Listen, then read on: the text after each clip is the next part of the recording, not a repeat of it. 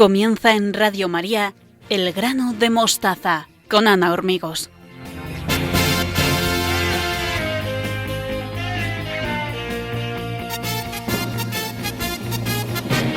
Les doy la bienvenida a un nuevo programa del grano de mostaza. Saludo con mucha alegría a todos los que nos escuchan en directo y a los que nos siguen a través de los podcasts. Estamos en Instagram, Spotify, iVoox, Apple Podcasts y en la página web radiomaria.es. Estaremos juntos en la siguiente hora con estos temas que hemos preparado para todos ustedes. Beatriz Hormigos, Victoria Melchor y Adriana Smith continúan con los consejos que San Agustín dedicó a los jóvenes, centrándose hoy en la práctica de la corrección fraterna en familia y en su enemigo principal, que es la ira. Belén Herrero nos ilumina acerca de la palabra cara y sus derivados. Y Luis Manuel Caraballo continúa con los programas dedicados a estudiar la persecución religiosa de los cristianos. Hoy analiza a la Iglesia de África. Saludos cariñosos de todo el equipo y un abrazo y nuestras oraciones para los oyentes que se encuentran enfermos y solos, los que sufren en el cuerpo o en el espíritu y los que necesitan una palabra de ánimo para continuar. Esperamos que nuestras voces les acompañen en la distancia.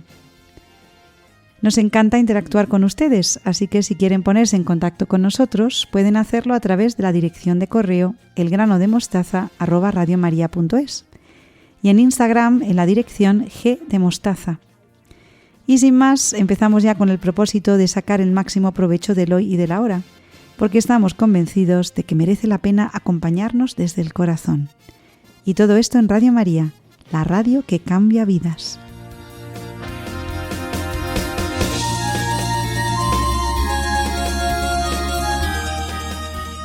Nos hiciste, Señor, para ti, nuestro corazón está inquieto hasta que descanse en ti.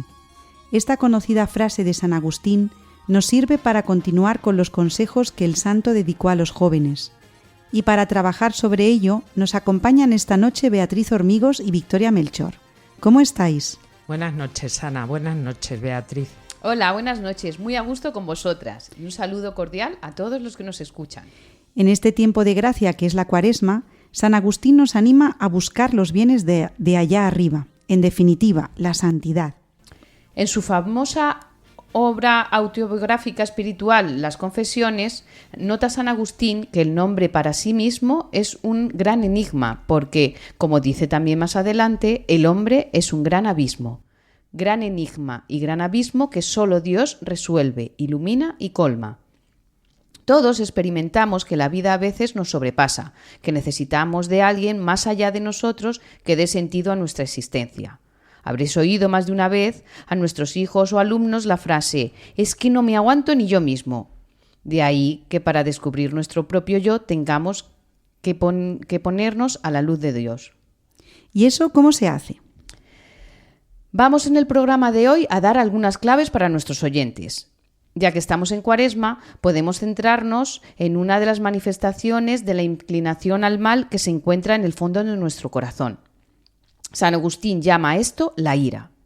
No necesitamos observar a los demás para descubrir la maldad y la atracción que ésta ejerce en el hombre. Mi propio yo descubre esta tentación claramente. Una de las manifestaciones del mal son los distintos grados de la ira, pecado capital u origen de otros muchos. Desde el mal humor, el pesimismo y la amargura hasta la sospecha de la intención de los demás, los celos y el recordar las injurias recibidas. La ira se manifiesta gradualmente desde la impaciencia al menosprecio y la dureza hacia los otros hasta la irritación, el furor y la violencia. Además de experimentarlo en nuestro interior claramente, también lo vivimos a diario en las clases y en nuestras casas. Por ejemplo, el mal humor, el pesimismo y la amargura están al orden del día en la sociedad. Esto nos impide que fructifique en nosotros la confianza en Dios y la esperanza de que estamos en sus manos porque somos sus hijos. ¿Y qué dice San Agustín al respecto? Lo explica en el 5º consejo exactamente. Aleja de ti toda ira o trata de controlarla cuando corrijas las faltas de los demás. Según San Agustín, la ira es el deseo de venganza. Debe notarse que la ira es justa y hasta santa cuando está motivada por defender los derechos de otros, especialmente la santidad y la soberanía de Dios. Así se ven muchos personajes bíblicos y en el mismo Jesucristo en varias ocasiones. Recordemos su reacción con los fariseos y al arrojar a los mercaderes del templo. En nuestra labor como padres y educadores tenemos la obligación de corregir a nuestros hijos. Es una labor difícil pero no imposible. De hecho, San Agustín nos da algunas pistas. La principal es no dejarse llevar por la ira. Durante décadas hemos vivido con la idea de que los niños deben obedecer incondicionalmente a sus padres. Este enfoque ha predominado en la crianza durante mucho tiempo. A lo largo de generaciones, los padres han recompensado o castigado a los niños según su comportamiento, ya sea con estrellitas o con atención, en función de si cumple con las exigencias de las expectativas de los adultos o con castigos y reproches si no lo hacen. En otras palabras, su conducta se ha condicionado según lo que nosotros esperamos de ello. Sin embargo, ahora la perspectiva educativa está cambiando y muchos educadores, maestros y pedagogos coinciden en que condicionar el comportamiento de los hijos no constituye una verdadera educación, sino más bien un adiestramiento de los niños. Y este, sin duda, es un peligro muy grande, porque si los hijos solo se portan bien pero no están educados, el comportamiento cambiará cuando cambien las condiciones o las circunstancias. Entonces, ¿la obediencia debe ser interna y no solo externa? La crianza de los hijos supone un equilibrio delicado entre nutrir, guiar y a veces impulsar a nuestros hijos hacia un comportamiento positivo, ya sea fomentando buenos modales, el esfuerzo académico o promoviendo la amabilidad y la empatía. El hecho de provocar los cambios en el comportamiento de los niños puede ser un reto gratificante. Podemos citar aquí a Paul Dix, autor del libro Cuando los padres cambian, todo cambia. Él asegura que para cambiar el comportamiento de tus hijos, primero debes cambiar el tuyo. La cultura de cualquier hogar es única y está exclusivamente determinada por los padres. Si puedes mantener la calma de manera imperturbable ante cada rabieta en el supermercado y cada mirada sarcástica, pronto llegará el orden. El propósito de Paul Dix es que los padres aprendamos la importancia de mantener una sensación de serenidad frente al comportamiento más caótico, a estar en calma durante las peleas a gritos en la puerta de la escuela o incluso a pasar con calma las rabietas a la hora de comer. Para eso debemos estar concienciados de que perder los nervios, gritar, amenazar o, en definitiva, dejarnos llevar por la ira no conduce a nada positivo. Los padres y los educadores deben ser conscientes de que los hijos pasan por distintas etapas de rebeldía, negación o desobediencia y debemos estar preparados para afrontarlas. Es cierto que en el caso de las clases la dinámica varía, pero aún así siempre hay que mantener la calma, porque de nada sirve que gritemos a un alumno, por ejemplo, porque no nos va a hacer caso, al contrario, se va a dejar llevar más por la soberbia, al fin y al cabo se siente amenazado porque tú le estás gritando.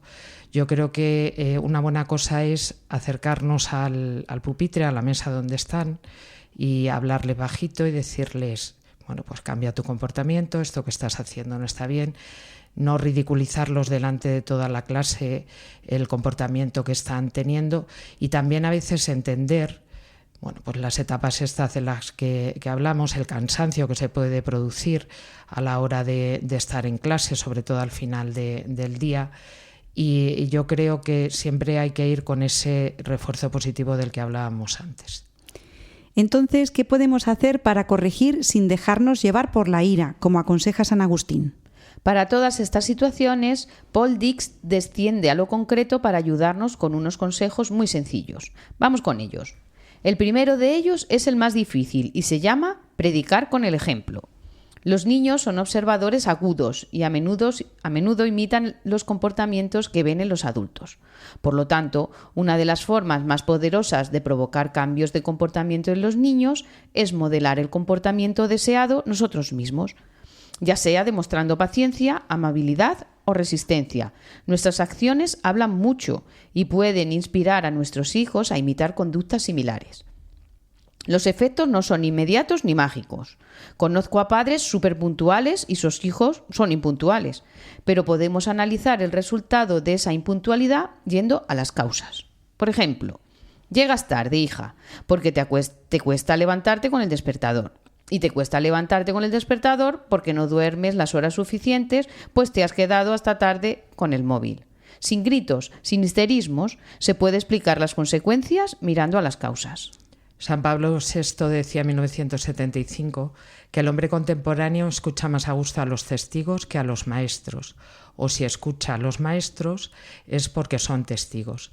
Pues aquí yo creo que tenemos la clave de la educación. Testigos son los que hablan con sus obras, no con sus palabras. Los hijos y los alumnos están constantemente recibiendo nuestro testimonio, que se materializa en nuestros actos.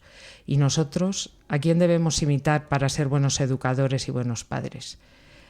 La respuesta está a Jesucristo, que es el Hijo predilecto del Padre, de quien hemos recibido el mandato explícito de escuchar, imitar y obedecer. Pues después de educar con el ejemplo, ¿qué más debemos hacer? En segundo lugar, para conseguir que los hijos estén educados, tendremos que comunicar expectativas claras. Establecer expectativas claras y razonables es esencial para guiar el comportamiento de los niños. Comunica estas expectativas de manera directa, asegurándote de que tu hijo comprenda lo que se espera de él. La claridad elimina la confusión y proporciona un marco de trabajo para que los niños lo sigan.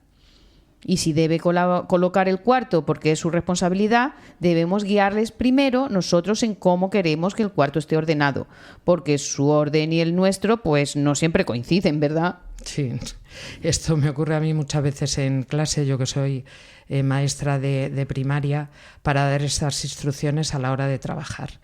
Primero porque se nota muchísimo la falta de atención que tienen. Entonces, partiendo ya de esa base, no podemos dar muchas instrucciones, sino que hay que ir de una en una y siendo lo suficientemente claras, porque a veces yo creo que esperamos demasiado de nuestros alumnos y no han comprendido realmente qué es lo que queremos de ellos. Entonces, instrucciones claras, precisas, concisas y yo diría muy pocas, y de una vez, dando una orden, luego otra orden, porque en clase ha pasado, abrís el libro, voy a decir un ejemplo muy del día a día, abrís el libro por la página tal, hacéis el ejercicio tal y luego repasáis, no se han enterado de nada, casi ni de la primera orden. Entonces, poco a poco, y los padres yo creo que también deben hacer lo mismo, y sobre todo el tema de las expectativas, porque a veces pensamos que nos han entendido todo y no es así. Pues en esto el Evangelio es maestro de educación, porque el Señor nos lo dice todo muy clarito, para que le podamos entender sin ninguna duda. Lo difícil luego es hacerlo. En tercer lugar, es una buena estrategia utilizar el refuerzo positivo. El refuerzo positivo implica reconocer y recompensar comportamientos deseados. La alabanza, el estímulo y las recompensas tangibles como pegatinas o privilegios pueden motivar a los niños a repetir acciones positivas. Al resaltar y a celebrar sus esfuerzos, los niños se sienten valorados y es más probable que continúen comportándose de manera deseada. Debe ser un refuerzo positivo sobre algo real. Tenemos ahora una moda pedagógica que utiliza el refuerzo positivo para todo y para todos, independientemente de la situación o el comportamiento. Así se consigue el efecto contrario, porque no todos somos iguales, ni todos nos hemos comportado de manera parecida en todas las circunstancias.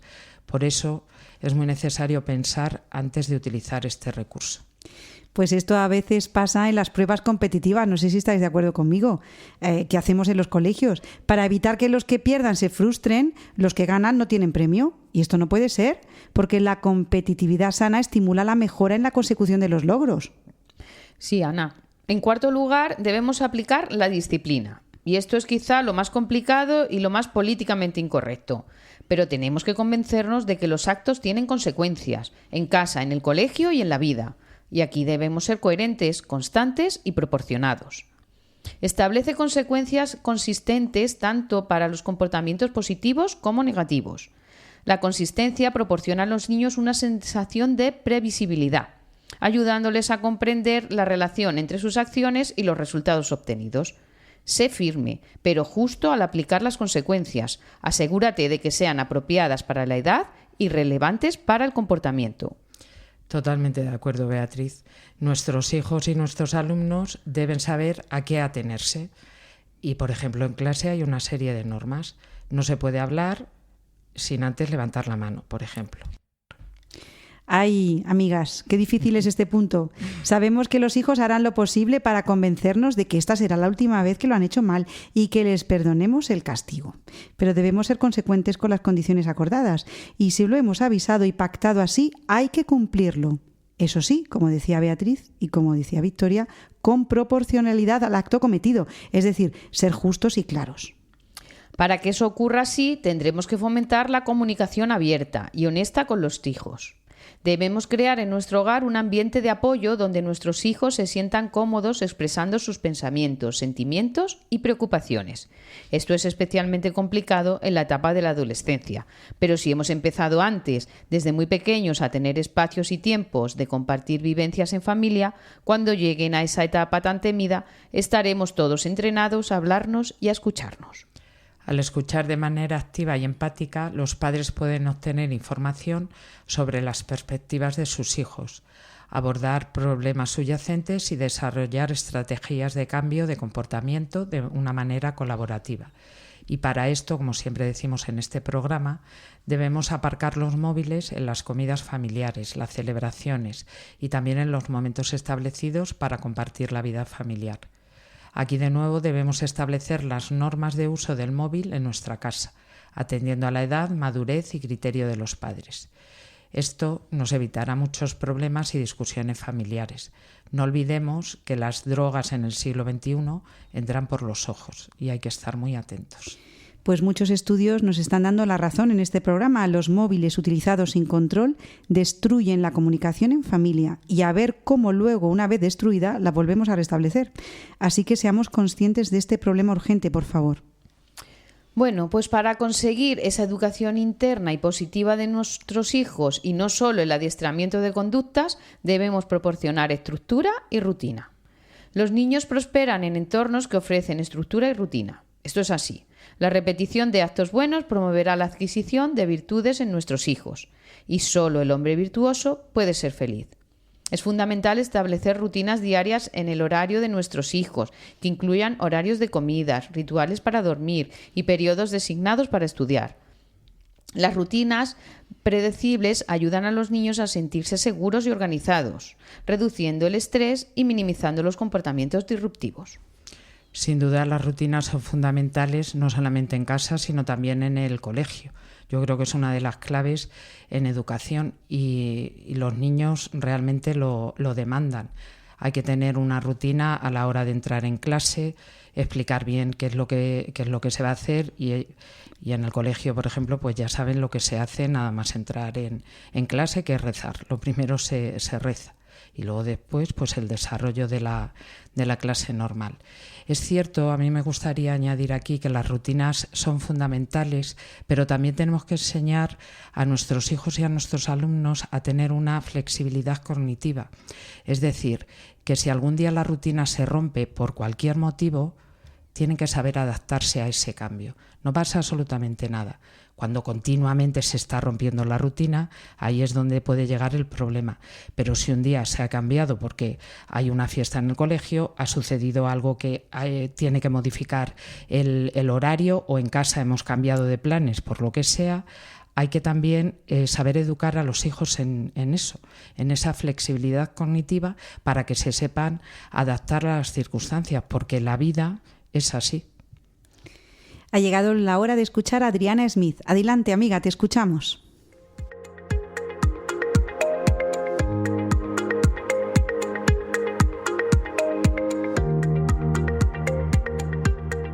Vamos a comentar distintas formas para ayudar a los papás a ayunar de ira durante esta Cuaresma y durante esta Semana Santa. Diría lo mismo que vosotras, queridas compañeras, habéis dicho de agarrarse a la rutina, especialmente para evitar conflictos. Cuando un niño sabe qué se espera de él, es mucho más fácil que lo consiga. Y además, cuando la rutina está establecida de una forma impersonal, quiero decir que no es una orden directa a ti, recoge tu cuarto, sino que todos los días cuando acabo de jugar tenemos que guardar antes de cenar, esa rutina me puede evitar una orden, aunque algunos días haya que recordarlo. Pero de todas formas, si todos los días lo hacemos igual, no es lo mismo que si de repente un día les pedimos que ordenes, al día siguiente no pasa nada, te sientas a cenar con 2 juguetes por medio, eso es diferente. Entonces, primer tip para ayudar de ir a estos papás, vamos a tener rutinas. Segundo tip, Vamos a comunicar mucho en frío, cuando no estemos enfadados por nada. Por ejemplo, si tenemos conversaciones serenas con nuestros hijos sobre, no sé, el trato a los demás.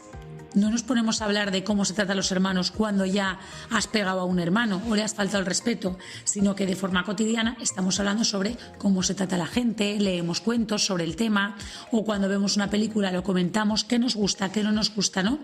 Ahora estoy recordando cuando vimos la peli de Solo en casa, llamaba poderosamente la atención en mi casa que todos los hermanos ignoraban a Kevin, ¿no?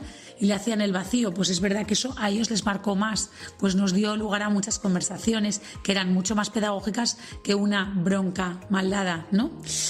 Y luego, en tercer lugar, para ayunar de ira con nuestros hijos, a los papás, os diría que también hagáis una sobreabundancia de, pues antes lo habéis llamado refuerzo positivo, pero yo también diría un poco de valoración, porque hay tantas cosas que nuestros hijos o nuestros alumnos hacen bien y que no las decimos. Sobreabundancia de agradecimiento, sobreabundancia de comunicar el afecto, cuánto te quiero, hijo, qué suerte tengo de ser tu mamá, o qué alegría que me toca con vosotros cuando la seño entra en clase, o un agradecimiento, gracias por ayudarme a recoger, gracias por tener en cuenta a tu hermano y haberle abrochado este botón del abrigo. Estas cosas que van a hacer también que ellos se sientan parte del equipo y tengan muchas ganas de colaborar. Bueno, mucho ánimo con esta Cuaresma, que nos encontremos con Dios y hablamos pronto de la Semana Santa. Hasta el mes que viene.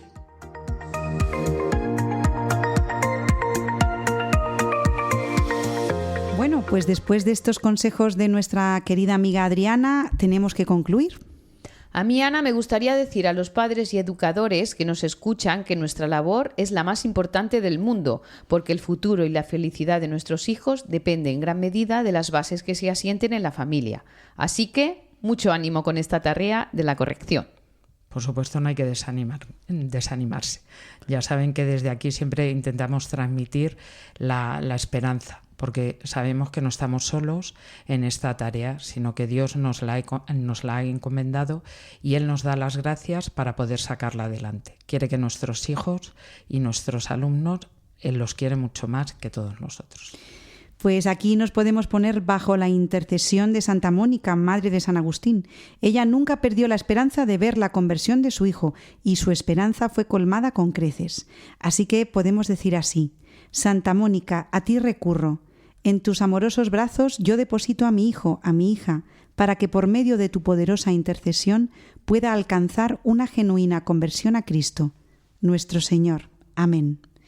Pues con estas ideas acerca de la necesidad de corregir a los hijos sin dejarnos llevar por la ira, me despido de Beatriz Hormigos y Victoria Melchor. Que el Señor nos conceda una vida arraigada en su amor para ser perseverantes en la fe y la confianza como lo fue Santa Mónica. Hasta el mes que viene. Adiós. Adiós. Hasta el mes que viene. A continuación, Belén Herrero, nuestra latinista de familia, nos descubre los secretos de las palabras. No se vayan, por favor.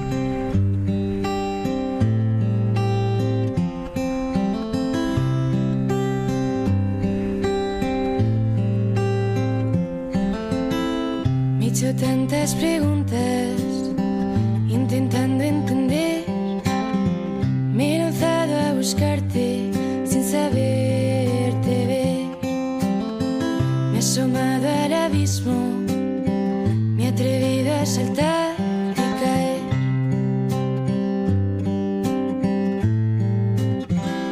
Y un huracán romperá el cielo desde mi garganta, gritándote: ¿dónde estás cuando me haces falta?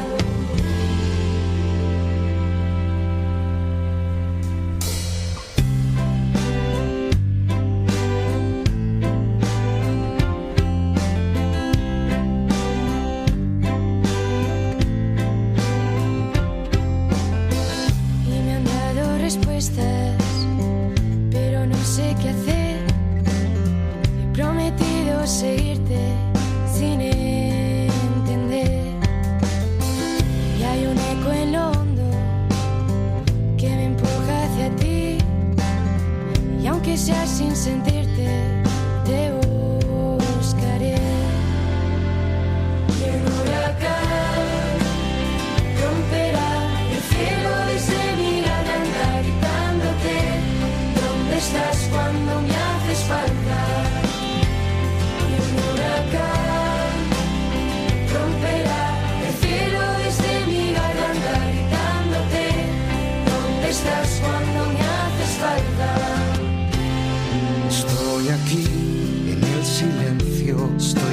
aquí, en este viento estoy aquí, soy este trozo de pan.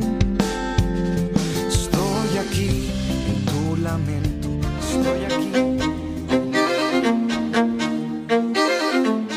El grano de mostaza en Radio María. Un rostro silencioso con frecuencia expresa más que las palabras, decía Ovidio. Con el objetivo de acercarnos a los misterios de las palabras, nos acompaña nuestra latinista de familia, Belén Herrero. Buenas noches, Belén, ¿cómo estás? Hola, Ana, buenas noches. ¿Qué palabra nos descubres hoy? Hoy vamos a rendirle un pequeño homenaje a la cara, pues, ya lo dijo Cicerón, es el espejo del alma. Ciertamente, Ana, gracias a ella expresamos gestos que van más allá de las palabras. A ella dirigimos nuestra mirada cuando queremos comunicarnos. ¿Y qué importancia le daban antiguamente a la cara? En la antigua Roma, la representación de la cara, en lo que en escultura se conoce como retrato, fue muy prolífica, gracias a las imágenes maiorum, que eran las máscaras que se hacía a los difuntos antepasados. Se tenían en la casa y cuando moría un nuevo miembro de la familia, la sacaban en procesión. Eran la viva expresión del muerto e influyeron sin duda alguna en el gran realismo del retrato a lo largo de todas las épocas del imperio, gracias a lo cual conocemos la faz de figuras femeninas o masculinas, tales como Agripina, Cicerón o Séneca. ¿Y también era objeto de cuidado como hoy en día? Pues como se dice en latín, Ana, nil novum sub sole, que quiere decir nada nuevo bajo el sol. Y es que en Roma ya era de uso común los productos faciales como los aceites esenciales y el aceite de oliva. Los pómulos se resaltaban coloreándolos en tonos rojos muy vivos como símbolos de buena salud, usando tierras rojas, jugo de mora o pozos de vino. Y el carmín de los labios se lograba con el ocre de los líquenes o moluscos mezclado con frutas podridas. Y para aclarar el rostro, también se empleaba una base de maquillaje elaborada con vinagre, miel y aceite de oliva. Y Belén, ¿podríamos decir que la cara no es un miembro más del cuerpo? La cara dice muchas cosas de nuestra personalidad. Tal es así que en culturas como la egipcia existían personas a las que se las llamaba lectores de caras. Ejercían la profesión de descifrar aspectos importantes de la personalidad de los individuos.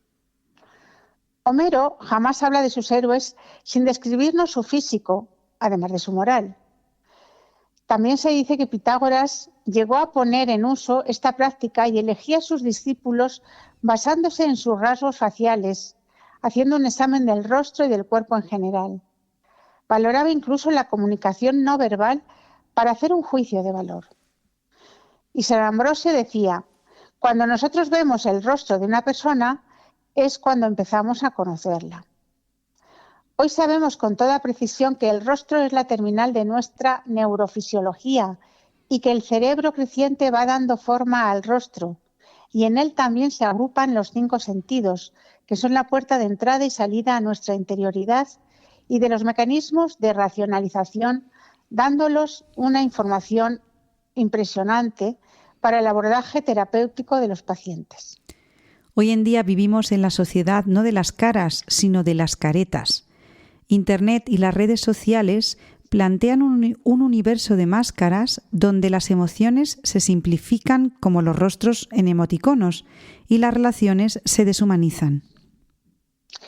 Tampoco hay que olvidar el trato al cual sometemos muchas veces el rostro, al pretender eliminar casi de manera compulsiva todo rastro de arrugas que en él aparece, lógicamente, con el paso del tiempo, y que se ha convertido en una práctica habitual entre el público joven. ¿Y qué podemos hacer los cristianos para que nuestra cara sea el espejo del alma que refleje a Cristo? El salmista decía, buscad a Dios, buscad siempre su rostro. Con estas palabras se nos habla del poder de Dios manifestado a favor de su pueblo. Nos recuerda que cuando buscamos al Creador y somos conscientes, Él hace maravillas en nuestras vidas. Buscar significa inquirir, averiguar, ser diligentes en la búsqueda del rostro de Dios. ¿Y qué podemos decir en el mundo de las artes o de las letras sobre la cara? La joven de la perla es una de las obras de arte que mejor reflejan el espíritu y la serenidad del alma humana a través del rostro. La obra del holandés Vermeer transmite una luz hipnótica que cautiva a quien aprecia los matices del rostro de la joven, envuelto en un halo de misterio y sutil secreto que guarda cada pincelada de la expresión facial. Y en este poema, Leopardi busca de una manera platónica el ideal de belleza y virtud inefable que no existe en el mundo real. Y leemos algunos versos.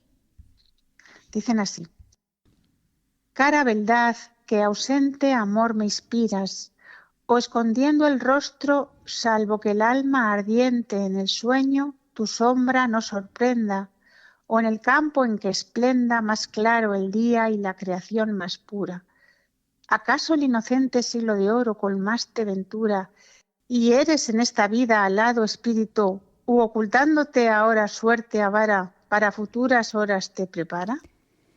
Poder mirarte viva mi corazón no espera, sino en el día en que desnuda y sola, por nueva ruta a peregrina esfera marche mi alma.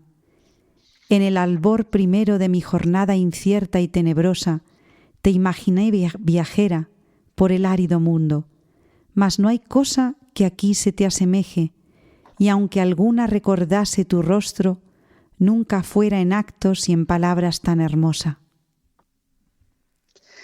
Y para el público más joven, los versos de la entrañable Gloria Fuertes, que dicen: en mi cara redondita tengo ojos y nariz, y también una boquita para hablar y sonreír. Con mis ojos veo todo, con la nariz hago achís, con mi boca como palomitas de maíz. Y Belén, ¿cuál es la etimología de la palabra cara? En latín clásico se usaba el término facies para hablar de la cara. Y de este término tenemos formas cultas y populares como facial, faz, haz, antifaz, faceta, facha, fachada, desfachatez, superficie, superficial. El término cara lo hemos heredado del latín, pero ya en esta lengua se trataba de un término griego que significaba cabeza o parte superior de algo.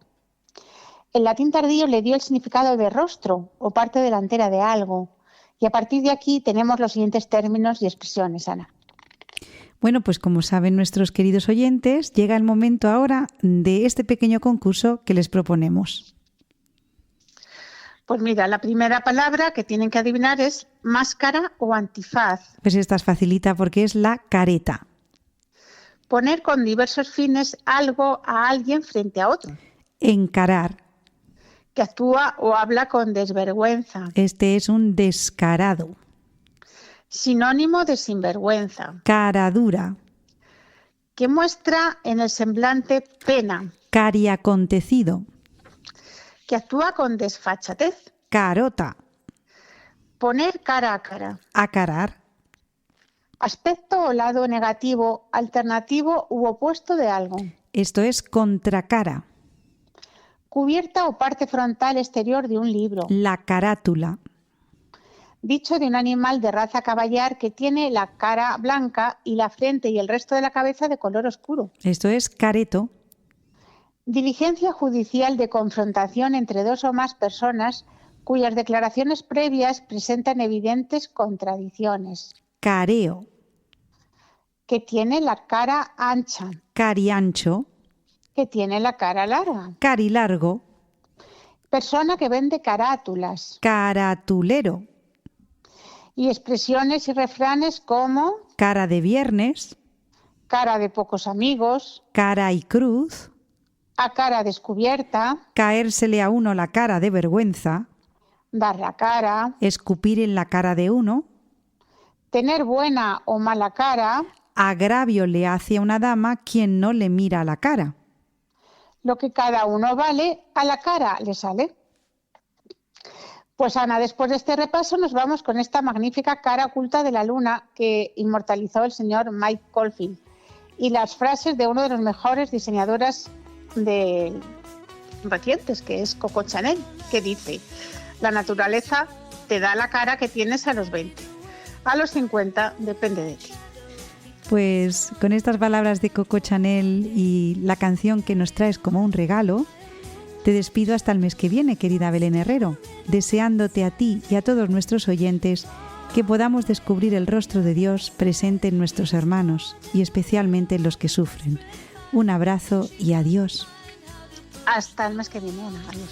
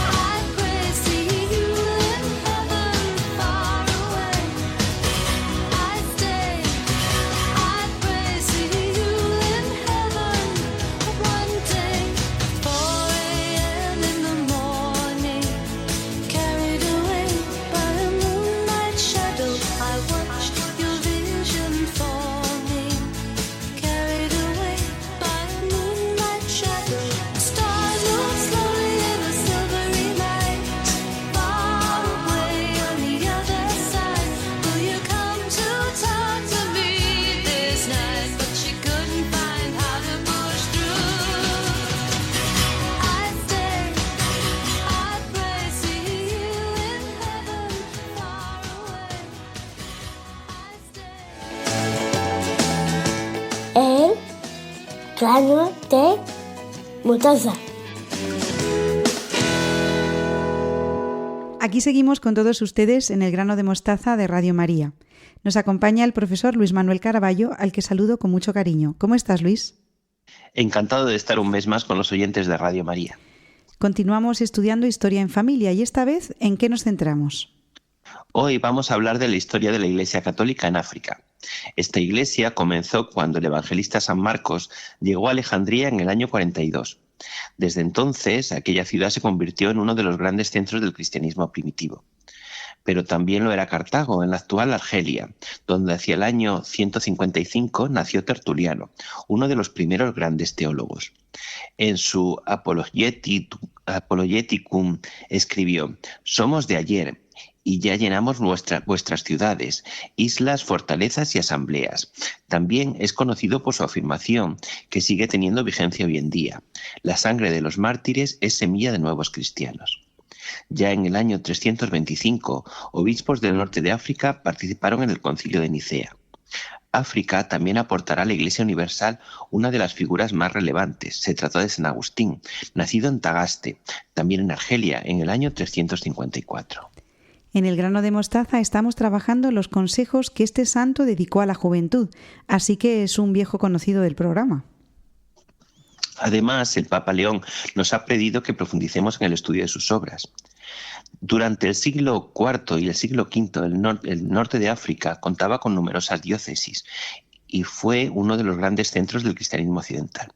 Y ahí es donde una de las figuras más importantes de este periodo, San Agustín, fue obispo de Hipona, doctor de la Iglesia y uno de los teólogos más influyentes. Para comprender la importancia de la Iglesia en este momento, podemos atender a las palabras del propio San Agustín, que escribió: «La Iglesia es tan importante que ya no depende del Imperio Romano». Nada que ver con la situación actual, Luis. Así es, a partir del año 640, la expansión islámica llegó al Egipto cristiano y en el 698 cayó Cartago. Entre los siglos VII y VIII, muchas comunidades cristianas desaparecieron o quedaron muy reducidas, viviendo bajo el dominio musulmán y enfrentando fuertes restricciones. Testimonios de la época recogen lo siguiente: «Vivimos nuestra fe, pero no con la libertad de otros tiempos». El Islam acabó con la pujanza de la Iglesia en este continente y solamente el cristianismo se mantuvo fuerte en la actual Etiopía, el antiguo reino de Aksum. Allí el cristianismo se conservó durante siglos. En el siglo XV ya explicaban los cristianos de esta zona: «Nuestra fe viene de los apóstoles y la guardamos aunque estemos rodeados del Islam». En 1402, una embajada castellana enviada por Juan II de Castilla buscó la alianza con aquel reino para luchar contra el avance islámico, pero no llegaron a encontrarlo. ¿Podríamos decir que el cristianismo desapareció en el norte de África? No, Ana, sobre todo a partir del siglo XV hubo un gran cambio, y es que España y Portugal dieron por finalizada la reconquista y con una gran fuerza se lanzaron a la búsqueda de nuevos territorios. Los portugueses, tras los acuerdos del Tratado de Tordesillas, fueron los dueños de toda África y consiguieron que el rey del Congo se bautizara en 1491. La cantidad de nuevos cristianos era tan alta que el reino africano mandó escritos al rey de Portugal. Necesitamos sacerdotes formados para instruir mejor al pueblo. A pesar que durante siglos África fue un continente olvidado, pues solo se conocía la costa, y no fue hasta el siglo XIX, con el comienzo de la expansión europea, cuando se recuperó la pujanza misionera en el África subsahariana. ¿Y cómo se realizó esta misión? Los padres blancos fundaron misiones en Uganda y Kenia. En 1868, un misionero escribía: «Los niños recitan el catecismo con entusiasmo. Muchos caminan varios kilómetros para asistir a nuestras escuelas». En 1889 fueron ordenados los primeros sacerdotes africanos, formados en seminarios locales, como el Seminario Mayor de Kinshasa. El padre Jean-Baptiste Mulumba afirmaba: «La comunidad responde con alegría y disciplina. La fe prende como fuego en hierba seca». Y aun después de la independencia de muchos países, la fe no se perdió. Así, en 1969, durante su visita a Uganda, el Papa Pablo VI declaró: «Vosotros, africanos, sois misioneros para vosotros mismos». Este proceso de emancipación trajo grandes conflictos y así durante la guerra de Biafra a finales de los años 60, por ejemplo, los sacerdotes de Onitsha y Enugu relataban: «Cada día llegan más familias huyendo. Hemos abierto la escuela y el convento como refugio».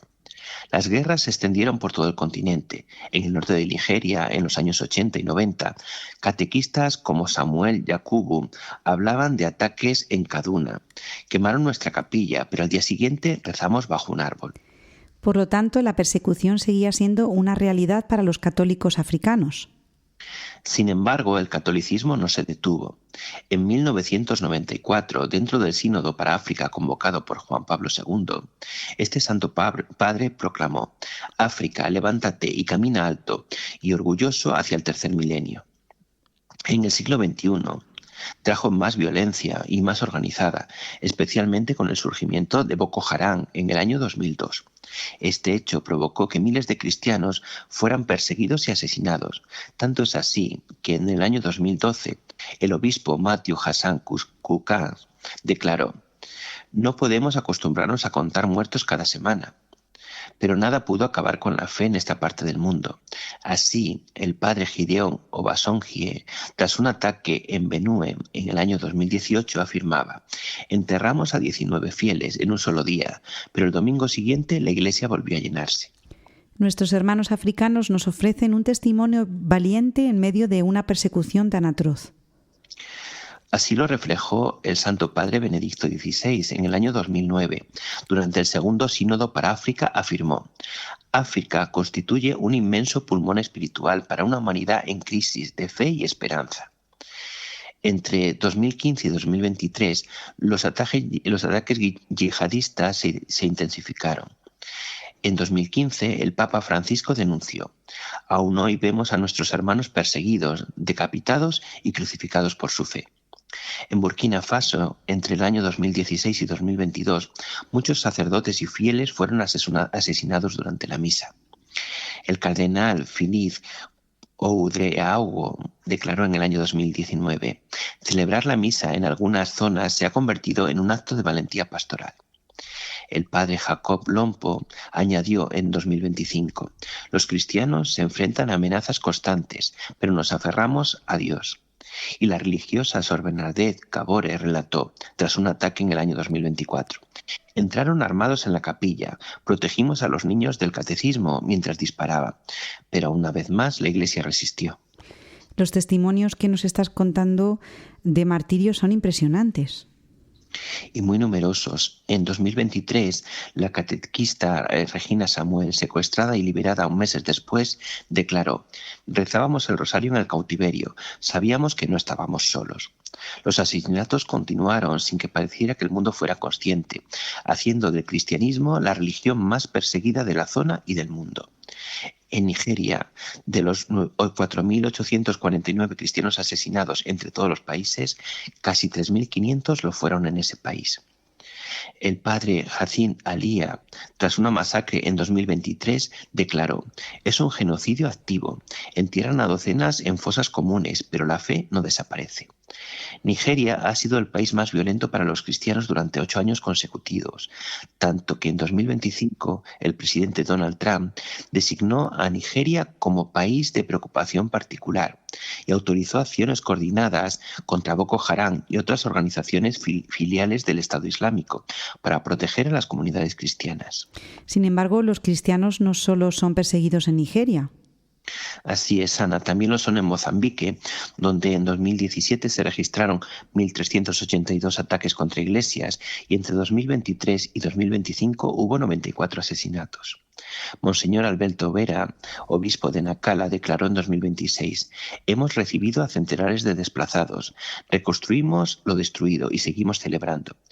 Un catequista de Pemba, Manuel Chipande, declaró: «Quemaron 1.300 hogares en un solo ataque. Ahora rezamos en los campamentos». También en la República Democrática del Congo se registraron 447 asesinatos de cristianos entre 2023 y 2025. El padre Emmanuel Mujarbazi, en Goma, explicó: «Nuestra parroquia es ahora un hospital, escuela y refugio». No se puede olvidar Sudán. La guerra civil iniciada en 2023 ha desplazado a más de 13 millones de personas, dañando cientos de iglesias. El obispo Yunan Tombe, en 2025, declaró: «Nuestros fieles celebran la liturgia bajo árboles o en ruinas». Y esto termina con la división del país entre una parte musulmana y otra parte cristiana, siendo este uno de los países más jóvenes de esta historia, el país que se llama Sudán del Sur. Bueno, como cristianos del occidente tradicionalmente católico, no podemos olvidar a nuestros hermanos perseguidos en África. Debemos recordarlos, rezar por ellos y pedir que se respeten los derechos de los creyentes, como rezamos todos los días en el Rosario de Radio María. Tienes razón, pero a pesar de todos estos peligros y dificultades, África no olvida sus raíces cristianas. A finales del siglo XIX, apenas unos cientos de miles de católicos estaban en África y actualmente, según el Annuarium Statisticum Ecclesiae de 2023, los católicos son ya 281 millones. Y los números hablan por sí solos, aunque estas noticias no interesen en los medios de comunicación convencionales. El número de sacerdotes en África alcanzó casi los 55.000. Los obispos pasaron de 740 a 771 y en el último cónclave participaron más de 130 cardenales electores, de los cuales alrededor de 18 procedían de África, reflejando el peso creciente del continente. El cardenal Robert Salar declaró: «África y por tanto la Iglesia salvará la familia». El cardenal Friolin Ambongo afirmó antes del cónclave: «África no es la periferia, es el corazón vivo de la Iglesia universal». En enero de 2026, el Papa León XIV declaró ante los obispos de África Central: «La Iglesia en África es, en verdad, una realidad viva, fuerte y dinámica, subrayando su papel en la reconciliación, paz y la misión universal». Sin duda, esta sección nos abre una puerta a la esperanza en la Iglesia. Muchas gracias, querido Luis Caraballo, por animarnos a ejercer este espíritu crítico que se cultiva con la formación y con la búsqueda de la verdad al estudiar la historia de los cristianos perseguidos, y en este caso la de nuestros hermanos africanos. Pues un abrazo, Luis, y hasta el mes que viene. Adiós, Ana. Un saludo cordial a nuestros oyentes.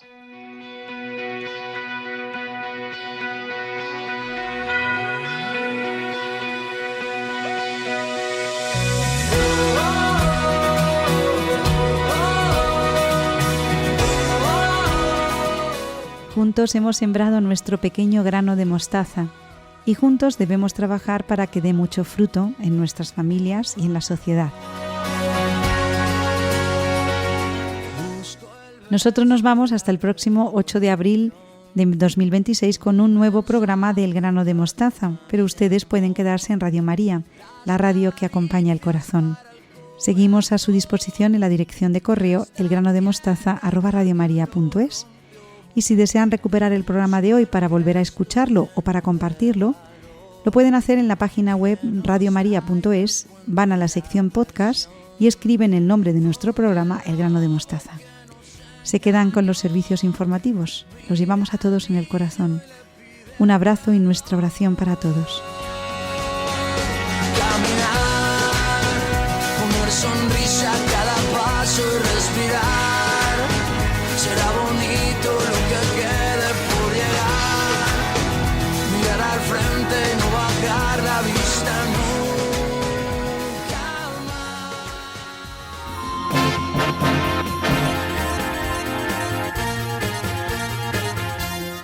Han escuchado El Grano de Mostaza, un programa dirigido por Ana Hormigos.